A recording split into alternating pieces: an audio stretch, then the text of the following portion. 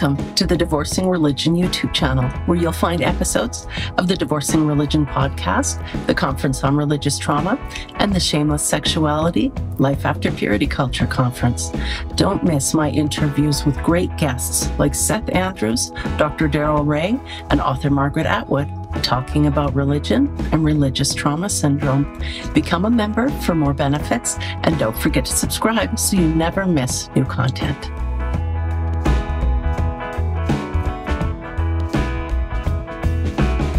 Hi, everyone. Welcome to the Divorcing Religion podcast. I'm your host, Janice Selby. I'm a registered professional counselor and a religious trauma recovery coach. My guest today is Tia Levings, whom you may know from her TikTok channel, Tia Levings Writer. Her website describes Tia as an author exploring anti-fundamentalism after church-sanctioned domestic abuse in high-control religion. I feel like I have a lot in common with Tia, as it was older women in the Christian homeschool community who influenced me and really helped send me down the fundamentalist rabbit hole, and she has had some similar experiences. Tia appeared in Shiny Happy People on Amazon Prime, and her memoir, A Well-Trained Wife, My Escape from Christian Patriarchy, is coming out with St. Martin's Press in 2024. That's so exciting. Welcome, Tia. Thank you. I think it's great to be here. And yes, it's a very exciting year. We're finally here. Yes. And I know you say finally, because your book has actually been in the works for a long time. It just took a long time to write it, to get it all out there. Were you also kind of working through your own trauma at that time as you were unpacking the experiences? Absolutely. My book started 10 years ago as a therapeutic exercise. It was just the act of telling my story, learning how to tell it in a linear way, putting the facts of what happened on the page so that I could see them a little differently, because you know how our psychological stories tend to jumble up on each other and can feel very dreamlike. The process of writing helps clarify the sequence of events, the characters, the timeline, which was very important for somebody who struggles with post-traumatic type symptoms like dissociation. A timeline just by itself can be a big deal. So I started the book as a therapy exercise. My therapist was like, you have a pretty relevant story here. You might want to think about a book. So then for a few years, it was a novel because I couldn't tell it from my own point of view. I had to externalize it. And then as I did that psychological work over the years, it became very clear that it needed to be memoir, told in my own name, with my own voice. And I had done the work in order to hold and carry that. So it sold in 2022, and it was the 13th draft. Wow. I'm just finishing my first draft of Divorcing Religion, which also has my memoir in there and then my workbook also.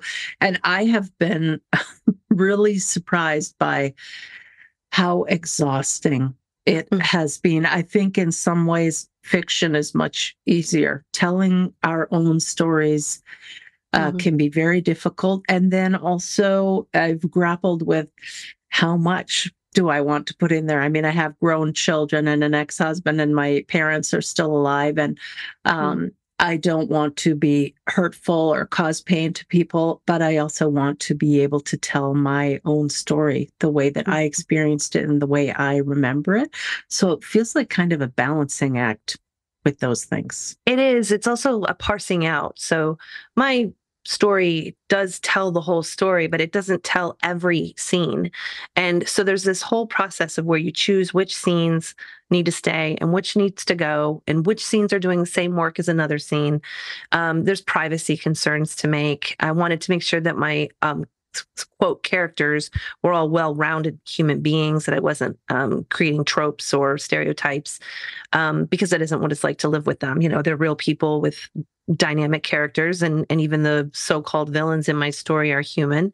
So learning to sit with that, that's all, it's easy to say that in a sentence, but the actual process of that took a lot of psychological work, a lot of writing work. I worked with writing coaches, and just learning how to write a whole book, like the size of a book is a thing. And then the process and the elements. And I didn't know how to do any of that. I was learning as I went. So, I mean, it was a very comprehensive process that brought us here. And today, now we're recording this in April, I'm working on the second book, which is about how I healed. So it has some memoir qualities to it, but it's a really kind of like a big sister leading survivors forward of, I tried this is what worked for me, this is what it looked like.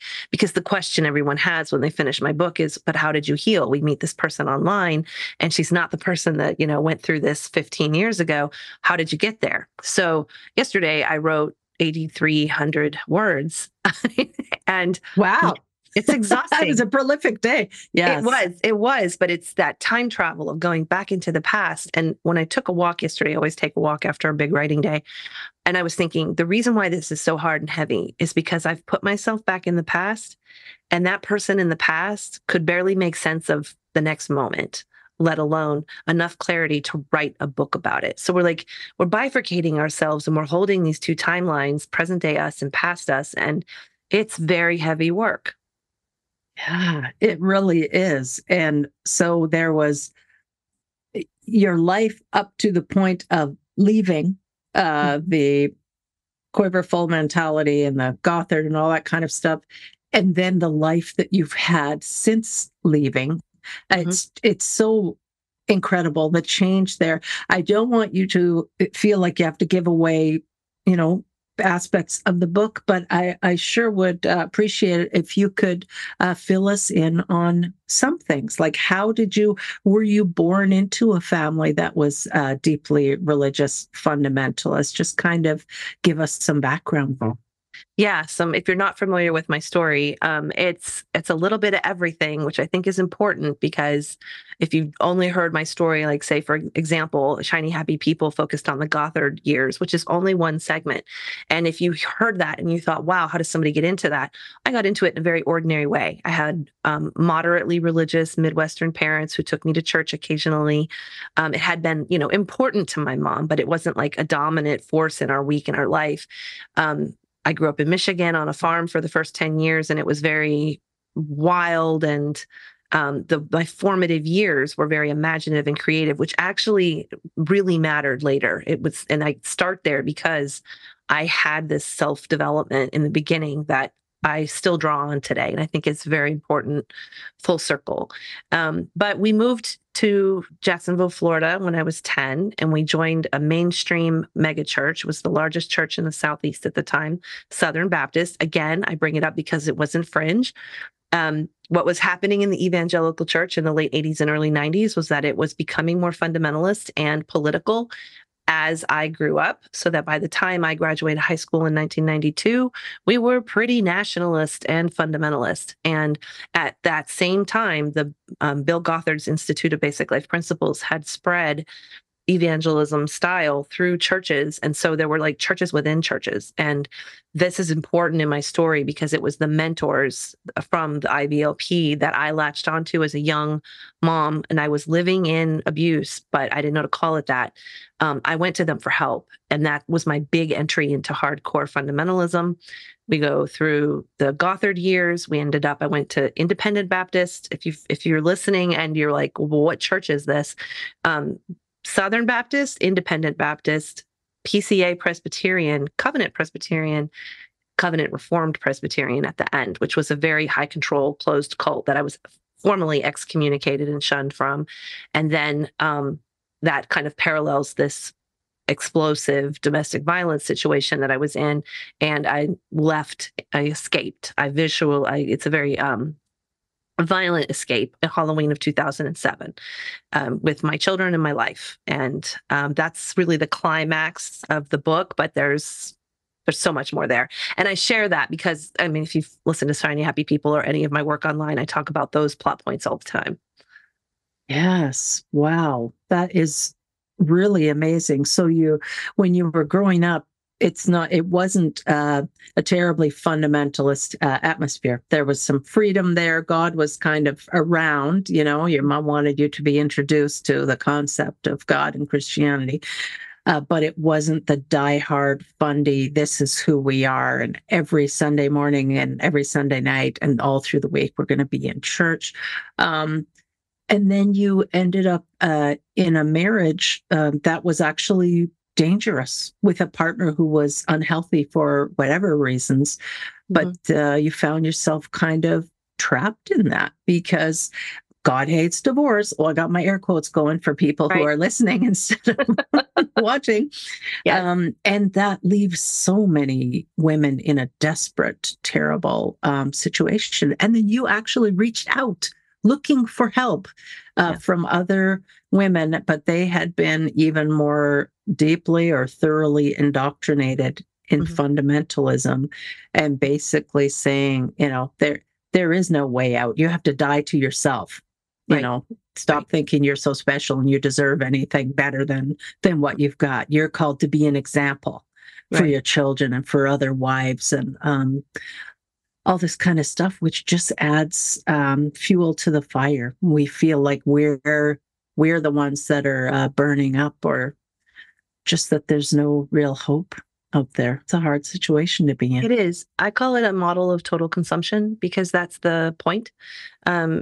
We were vessels. I had no idea what was normal or what these experiences were called.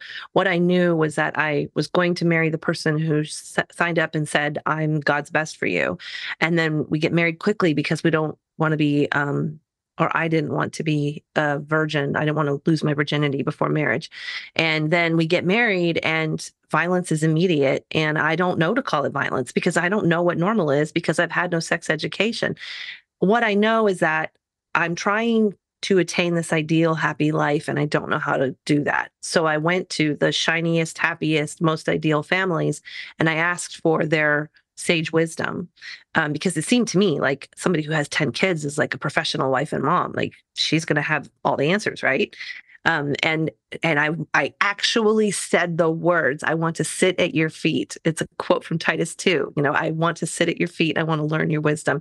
And that's exactly what she did. She had sought me out equally. I didn't realize this, but they were looking for young mentees. That's what their evangelism model was. So it was like really just kind of a match made in hell. And it really was. One of the things that kept happening is that I repeatedly in my lifetime have gone to the quote, right counselors, the biblical counselors, the pastors. And this is why I call it church sanctioned domestic abuse, because every time I talked about this hurts or is this normal or should he be hurting me? The answer was always condoned. Like, this is how your husband is supposed to be. The problem is you need to obey. You need to honor him more. I got that message over and over and over again. So it is church sanctioned domestic abuse. And so when they say, well, divorce is okay except in matters of abuse. It's a bunch of BS. They don't really believe that, and they actively counsel women to stay. So I did. I stayed until it almost killed us. Wow. And how many kids did you end up having? I had 9 pregnancies, 5 live births, and 4 surviving children. Wow.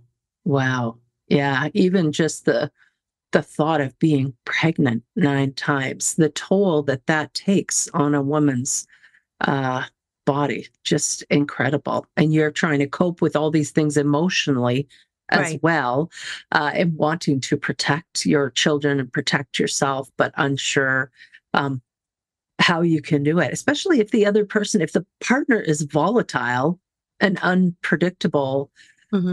Oh gosh, that makes everything so much harder. And he had so much justification. His volatility always had the convenient explanation of my fault, my inabilities to run a good household, or the poverty we were in, or it was always someone else's fault because he wasn't somebody who could hold his own responsibility or culpability. And it's interesting you said that about motherhood and pregnancies. I often say that the patriarchy had a way of using what I most wanted for myself against me.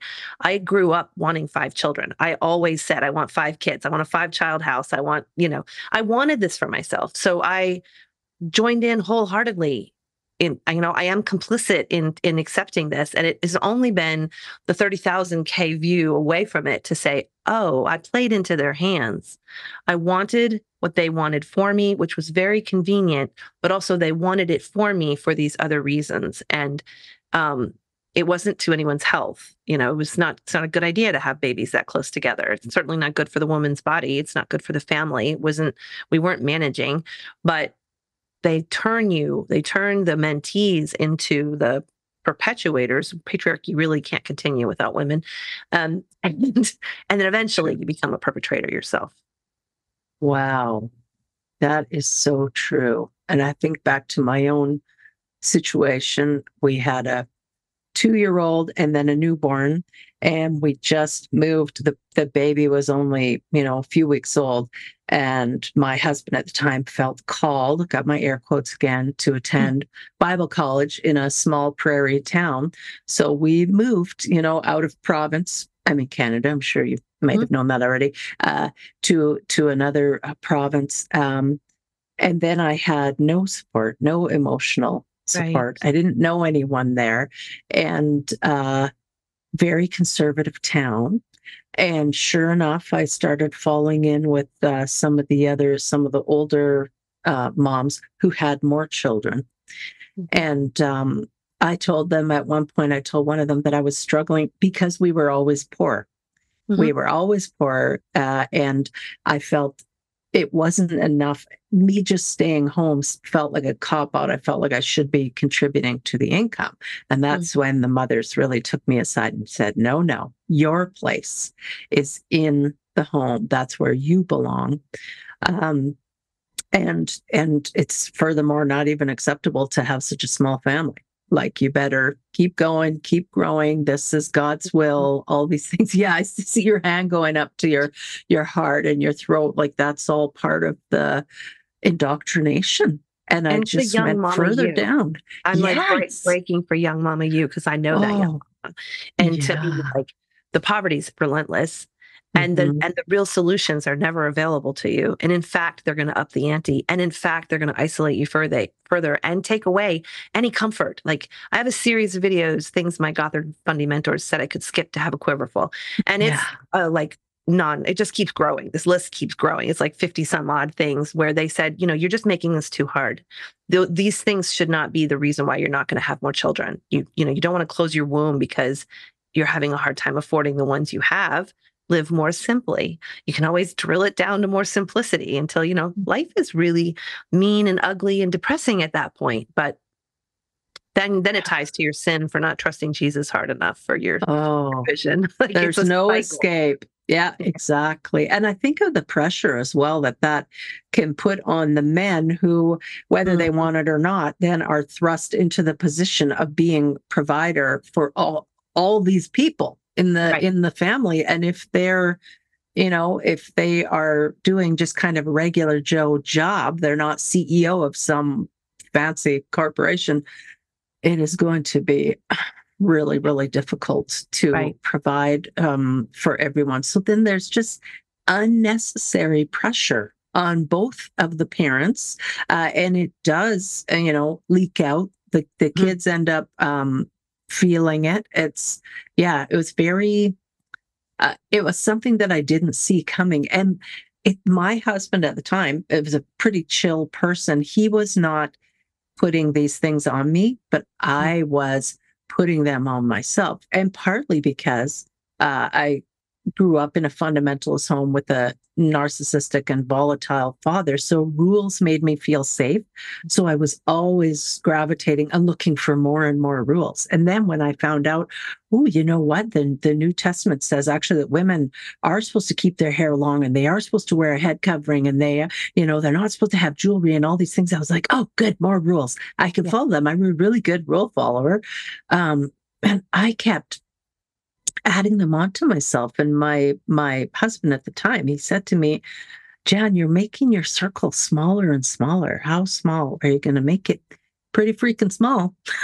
I ended up making that circle so small until I couldn't take it anymore. And then I say it was like beach ball held under the water, as long as you can. That's right. You take your hands off and whoosh, and water splashes everywhere. It's so messy. And my deconversion was extremely messy for sure, but something had to give.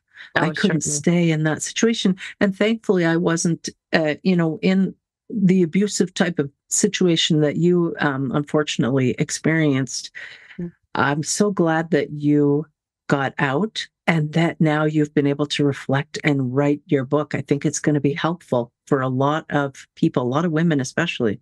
I hope so. Something you said there about unnecessary pressure really resonated because I was putting so much of that pressure on myself. I too love a good rule. I love a good formula. I was trying so hard to be the good girl and follow every single, rule and get the good outcome. And I kept noticing the outcomes weren't matching the promises. And I would cry and pray to heaven, why is life so hard? And it's outside in healing where I look back and I'm like, it did not have to be that hard. I made it 10 times harder. Fundamentalism made it 10 times harder than it has to be. It's already pretty challenging to raise children. That's a whole thing. Give birth, be pregnant, be married all of those things are pretty hard all on their own. And instead of allowing ourselves softness and grace and health and support, it makes it so tedious and tight and hard until something does have to give. And a lot of times it's women's bodies who give. They get sick, they die, relationships break, explosions happen. There was a lot of collateral damage in the way that I left and in the years afterward and the aftermath of that. And that's on me. I have a tendency to stay in situations longer than I should because I lacked the courage to leave when I first noticed that it was dangerous. And so my work really centers on that now, is like being honest that, yeah, there's a lot to be blamed there in the system. And there's a lot to be blamed in my very unhealthy, violent ex-husband. But there's reasons that I participated in that I can help myself not repeat those patterns. Like there's cult hopping. People fall into the same situations over and over again. And that's why it's so important to do your work and to like really see what led to that. How did you find yourself in that situation? What can you do differently this time? And that's my whole focus now, is like, I have a responsibility to leave with the red flag, not with the beach ball. Like if it gets to the beach ball, I have taken it too many times and I have suppressed it and I've participated in this process because I'm a person. I have abilities that I've obviously sidelined if it's gotten that far. Oh, wow. Yeah, absolutely.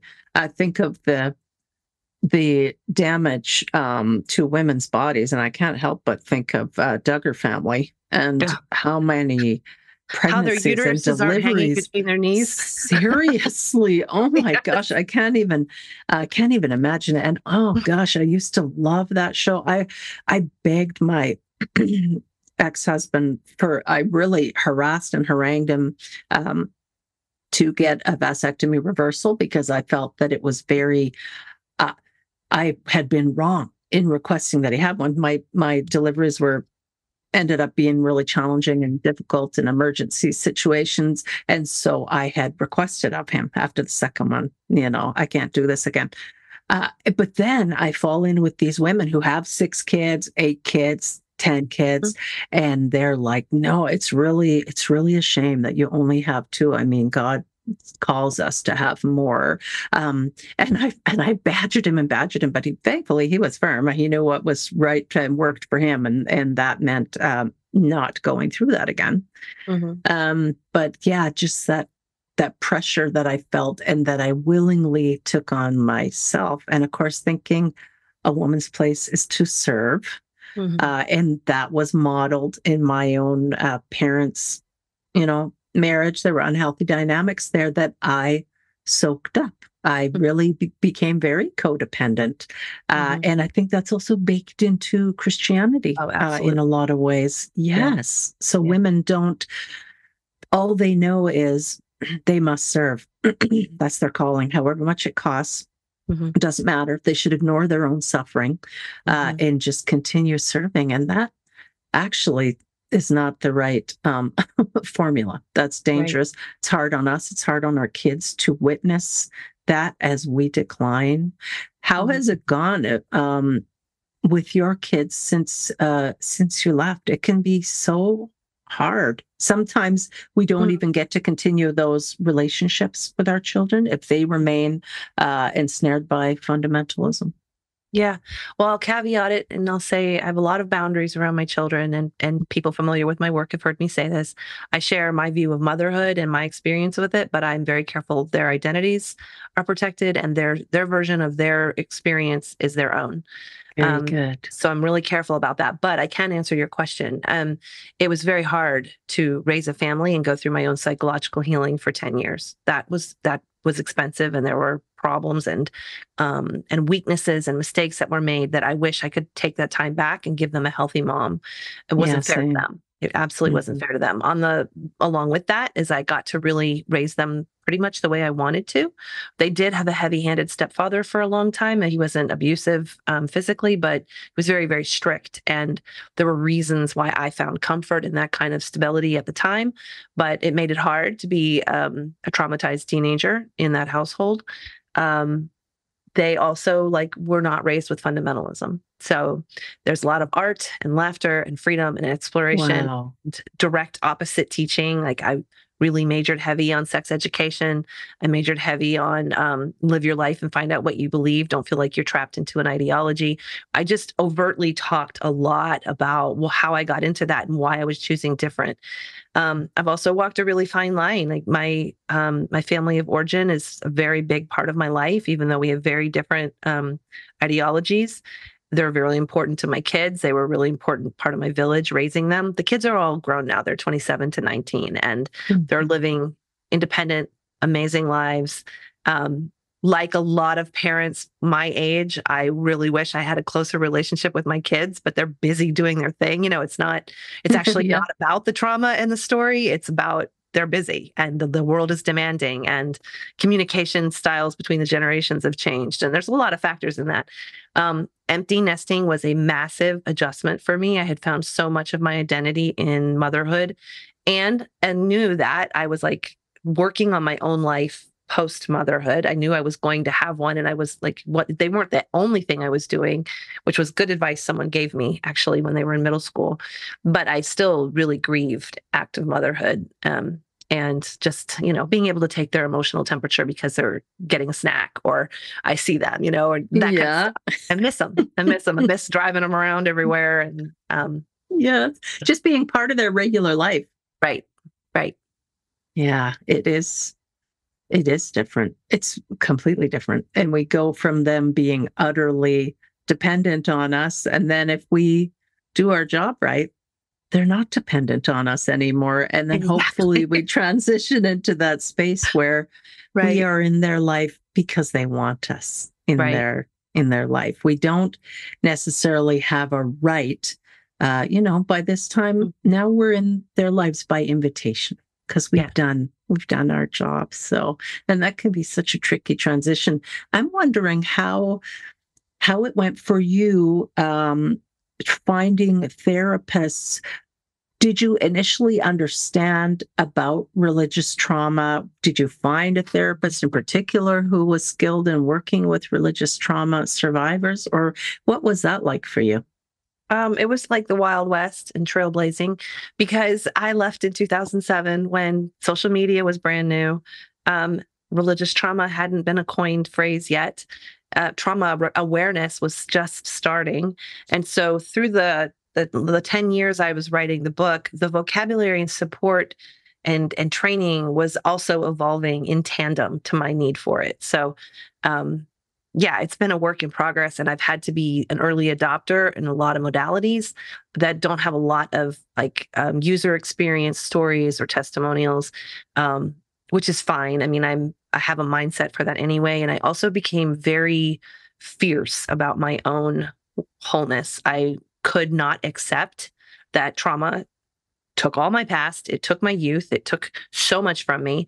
But I have something to say, with the present in the future. I can change that story. And so I am very, very, very, very fierce about my own recovery. And so if somebody says, here's this new trauma modality and here's how it works and here's what it can do, I'm like, I'll book a session. So my first therapist, she was Christian, but she was licensed, which was already an improvement from what I'd seen before. Mm-hmm. Um, and I outgrew different therapists. I've had a couple Mm-hmm. really bad therapist experiences where they're triangulation and there's like some toxicity there. Like the therapy world is not pristine by any means, but Mm-hmm. my own ability to discern and advocate for myself has grown. So I can still see value in those relationships. And they usually Nice. got me to the next step that I needed to take with someone else. I'm currently working with a therapist who specializes in both internal family systems, IFS, and somatic experiencing, which turns Yeah. out to be a really perfect pairing. Nice. And it's like definitely the new pivot that I needed at this point. Excellent. Yeah. Well, I'm wondering, uh, so your family of origin also has remained quite important to you. Did they have any concerns or misgivings as you were taking that deeper fundamentalist dive? Did they ever express them? And what was it like then when you left? Were they able to offer you support that way? Oh, yeah, that's a great question. So one of the things that fundamentalist attitudes and training and environment does to you is it turns you into a colossal liar. You're popping up an image that doesn't exist. I think this is true for almost every survivor that I've talked to. They can relate to that. They were masking, they were portraying this image of life that absolutely didn't match what was happening behind closed doors. My family lived down the street, had no idea that I was being abused. They did see red flags and warning signs, but not to the point where they were willing to breach the marriage barrier. They thought, well, it's their marriage. This is their household. Maybe they're being a little harsh on their kids. Maybe they're being a little bit too simple in their homesteading and homeschooling, but they didn't feel like they could trespass that.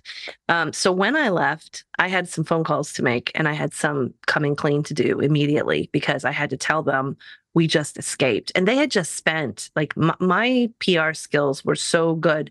They had spent 2 months in a camper in my driveway helping me renovate that house just months before. And they could see plenty of cracks and problems, but they thought they were helping us fix it. And they had no idea the depths of what was happening. And I had to come clean. They had been completely supportive. We went back to my parents' house. They had bought a farm at that point, and that was kind of where I landed, was back with my parents. And they are evangelical, and what we see now in 2024, we see the Trump religious right. They're that kind of Christian still, but they're not the wife spanking strict fundamentalism, that I had gotten involved in at that point. So, and they're my parents first and foremost. They're my family first. We're very good at like compartmentalizing subjects that we won't talk about at the Thanksgiving Day table, but Mm-hmm. first and foremost, we're each other's allies. And I feel that. Wow. And I feel like the right-wing politics is going to phase out because of that foundation. It's different in families where there's not a counterbalance of love, that there's a lot of, unhealed stuff. But my family's been very good at valuing one another in the relationship first and foremost. So it gives me hope that the politics will work out. Nice. Yes. And did you have siblings? And if so, did they follow a similar path to you, or did they remain more on the outside of that, more liberal? Yeah, I have a sister, and we're a really great example how two people can sit in the same environment and come away with a different experience. And it always underscores for me how trauma isn't what happened to you, but how your body interprets it. Because I came away from most of our upbringing very traumatized. I'm in a different temperament, and I took those teachings and internalized them differently than she did. She is also very evangelical, and in a lot of ways raising her children the way we grew up, which was endeared to her. She values how we grew up in the church, in the evangelical church. And I, as an auntie, have a lot of problem with that. But I have to hope for better outcomes and be as vocal with my story as I can. It's sensitive ground because so much of what happened to me truly was not a choice I made. It wasn't because of me. It was because of the system. And I wish that all my family could see that system for the harm that it was and the way that I got a raw deal. I was a young, innocent girl, and I fell into the wrong marriage, you'll just say, but that's not rare. It's a fruit of the system. And I wish that, they could take a wrecking ball and knock it all down and be liberal, be curious, be open. But I have to respect that not everyone's there that in the same way. And it's just an evolving situation. Yeah. Wow. And it's also true that predators seek prey. They seek out prey that's going to be, that things are always going to go in the predator's favor. And Christianity, I would say any really Abrahamic religions, fundamentalism, they breed that whole situation. When we are told that man is higher than woman, and women are to submit to the man, and children are to submit to the parents, and obedience and forgiveness, those things always have to be there. Mm-hmm. And that makes for an impossible situation. And particularly if you're terrified that your eternal life hangs in the balance. You're too scared to go against God's word. It's just a really terrifying situation. And then some people are able to extricate themselves from that immediate situation, but then they are hampered and plagued the rest of their life by this fear of hell that they can't seem to shake. And so that still really restricts and confines their choices. It's a real type of torture in your mind when you're still being driven by that fear. I think really important to my story in that I left this, very visceral situation. And it's easy to think that the healing just kind of exists in that plane. Look at that marriage, look at that dynamic. But what happened in therapy is that pretty quickly, I had to look at why did that happen? Who was I when that happened? And that all had religious roots. That all had fear of hell, fear of rapture, religious conditioning, purity culture. And so what came on the heels of it was this faith deconstruction that I didn't see coming, but was absolutely necessary, especially when it comes to faith groups, groupthink, cult hopping, falling into high control relationships again. Like, it's critical that I understand those beliefs, take them apart, find out why I believe that, what happens if I don't believe that, and learn to stick to my own, my own sovereignty, my own loyalty, and see, okay, well, anybody loving me wants a whole person. And if they don't want a whole person, then that's their problem. That's a warning sign. Mm-hmm. And it's taken years to get to that place, to be where I'm okay with that.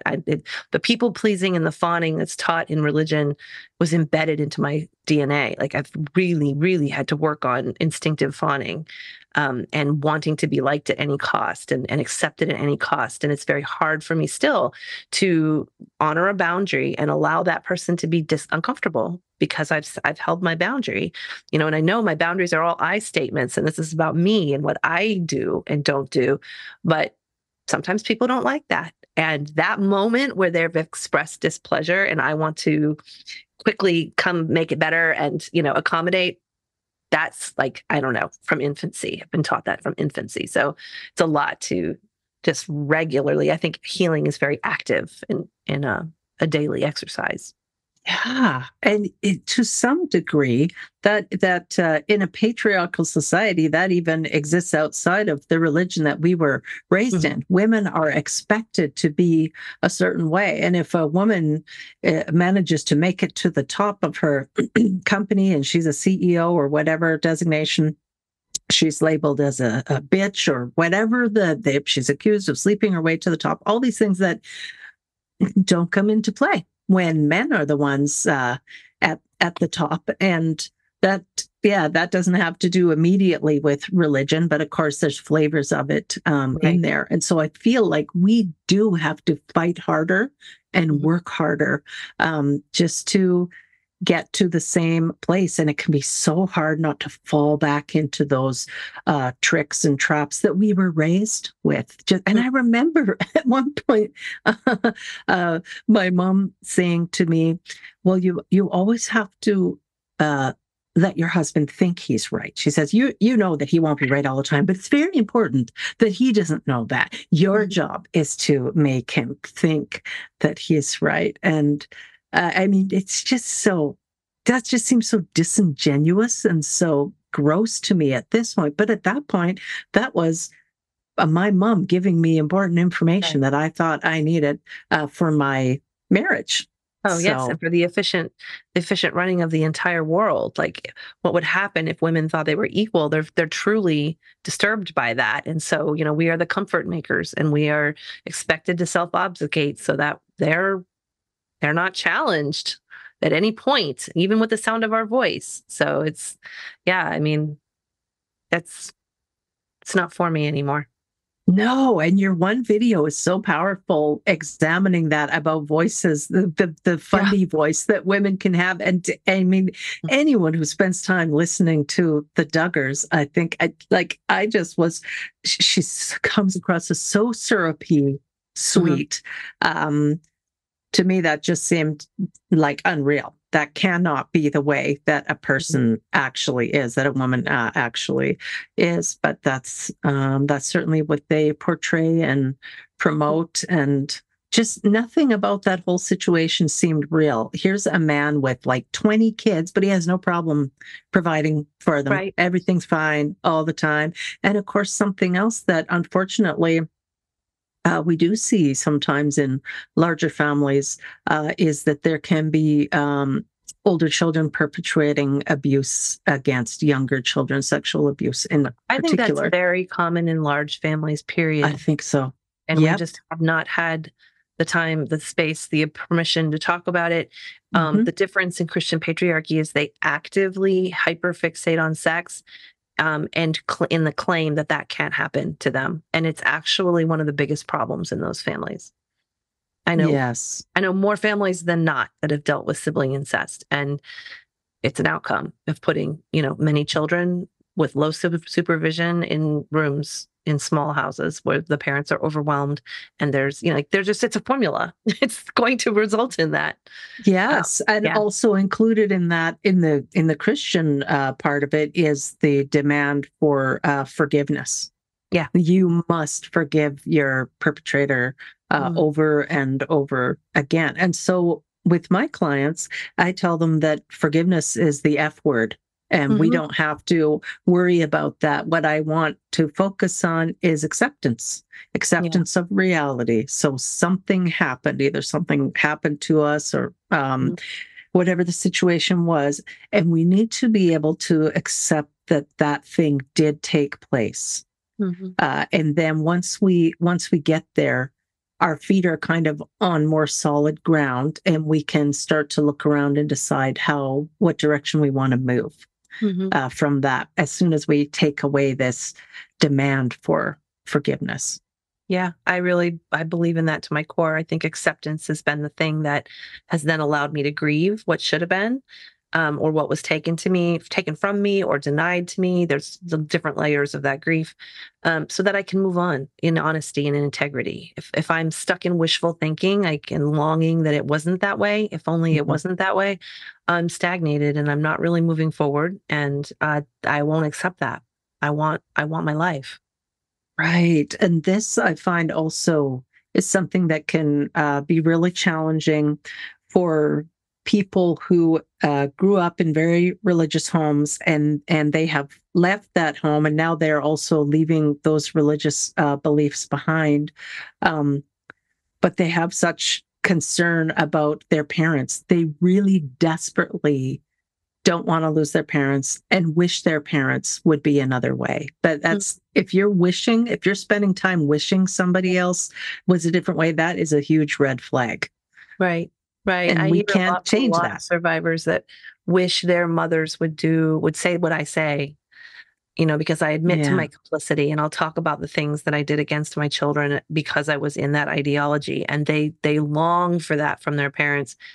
And it's a confrontation when you get to the place where you realize that longing is taking energy that isn't really changing anything. It's I'm spinning my wheels expecting something. And I'm also trying to control. Like the serenity prayer comes up a lot for me because I'm very accustomed to that backseat kind of control of I can get you to do the thing that I want you to do. And that's what the vocal modality is all about. It's a manipulation. And this is really the reason why somebody who has a naturally high-pitched voice is different than somebody using the vocal voice and the fundy voice. We call it fundy baby voice to outsiders, but that's not what we called it. We called it having a gentle, quiet spirit, keeping sweet. The Mormons call it the primary voice, but it's a vocal manipulation intended to get you to do the thing that they want you to do. And it's a form of control because it's coming around from the side and it will make you think that, like you said, your husband thinks he's right.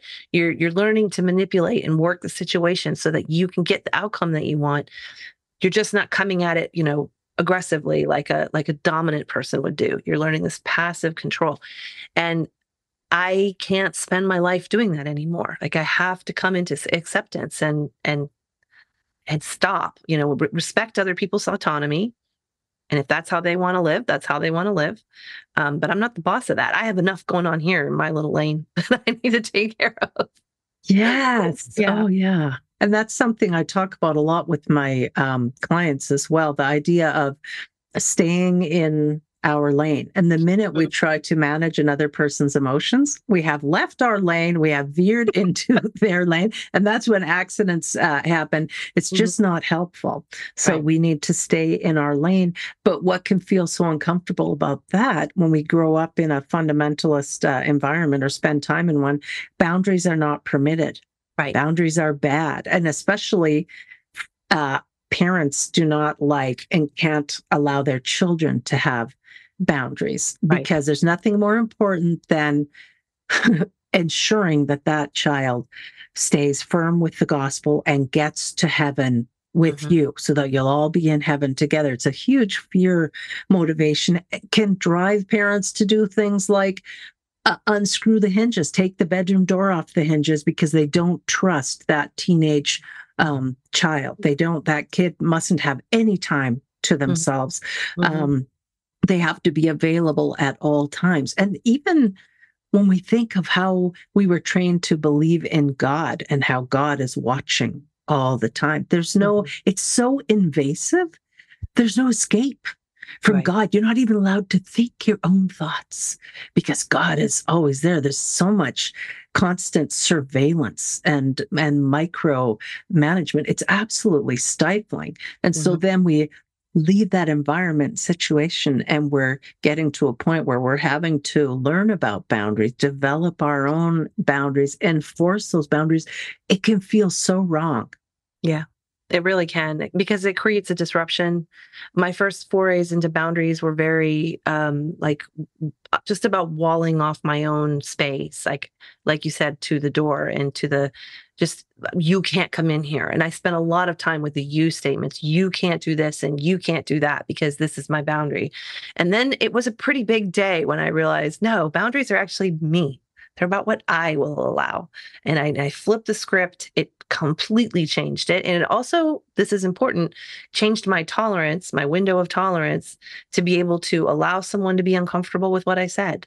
I found that completely intolerable before. I couldn't handle the squirm of knowing someone was upset with me, that I had displeased them. It was learning to be sovereign here. What I do and what I will not do was a breakthrough day. Wow. And that's so opposite to what women are taught.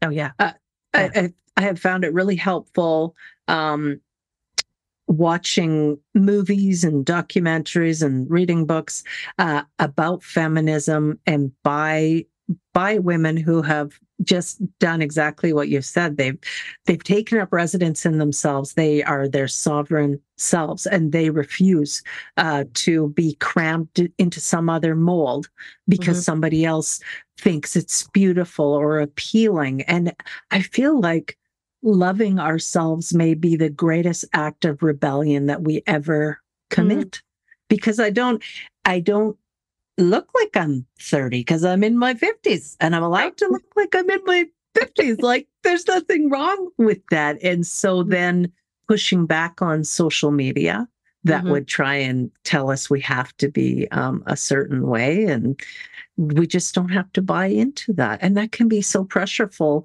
for young moms, even if they're not religious. They're Right. looking on social media and seeing, oh, but look how perfect it is for them. I'm telling you, it's not perfect. What people put out there is not reality a lot of the time. It's so upsetting. The trad movement is rising in religious and non-religious circles both, and the pressure to have this aesthetic it's just wild. They're not showing what it's like behind the scenes when you're actually making your own crackers. I made my own crackers. My kids were really hungry because it takes a lot of work to make crackers, and it's liberating to buy a box of Cheez-Its. Like, so they don't show that, and they're going to burn themselves out. Like, this generation of moms is going to hit the fan. They're going to start getting sick and exhausted, and their adrenals are going to spin out and all the things. Like, we know how it works, but to see it rising now, I used to worry that my book wouldn't come out at the right time, that things would somehow get better. And I was conflicted about that because I was like, I want the world to get better. I would like my book to be irrelevant. That would be great. Right. But I was like, in this hurry, quick, get it out while people still care about this.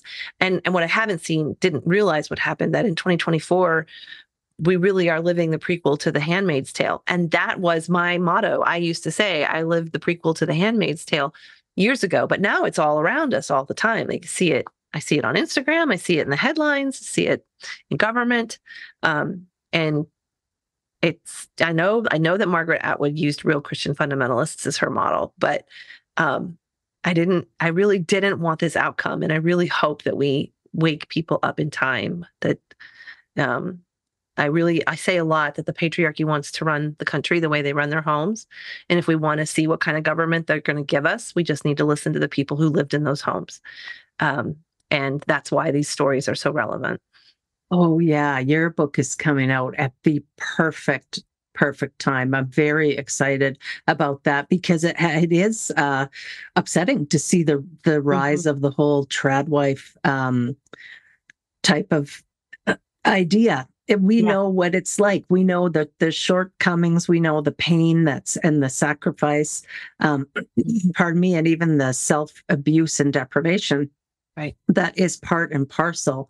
And so selling it's a false bill of goods to say, oh, I just do this and everything's perfect. Well, no, things are not perfect. And eventually, I think those women are also going to get to a point where they realize it's unsustainable. Yeah. It's unsustainable. I hope anyone who is watching our episode today or listening to our episode really stops to think about that. It is important for women to have their own credit rating, to have their own money in the bank, to have some education under their belt. Husbands die. Husbands don't just leave. Marriages fall apart. But yes, people also die sometimes very young. And if that's you, then you're going to be, if you're the survivor, it falls on you to take care of all your children and all that kind of stuff. And it's really hard to do if you don't have something tucked away already. And I'm sure you probably experienced that when you left, because... Oh, yeah. I had nothing. No, I had nothing in my name, no credit card, no bank card, a checking account. I had none of that stuff. I didn't have a college education. I've had to pull myself through on tenacity most of the time, Incredible. And a village. I did have a lot of support and a lot of help, but that only goes so far. At the end of the day, I still need to be strong and caring for my own life. Like, taking responsibility for my own life has been its own powerful feminism. Because it's not just about like big causes and things like that. No, I need to take responsibility for myself. That's being an adult. And I'm an adult woman. I'm not a child, and not a childlike. That's one of our phrases that we use. I'm not a childlike adult. I'm a fully grown, actualized woman who takes care of my own needs. Like that. It's nice when you get help, but it's also nice not to count on it, because that impacts your decision making too.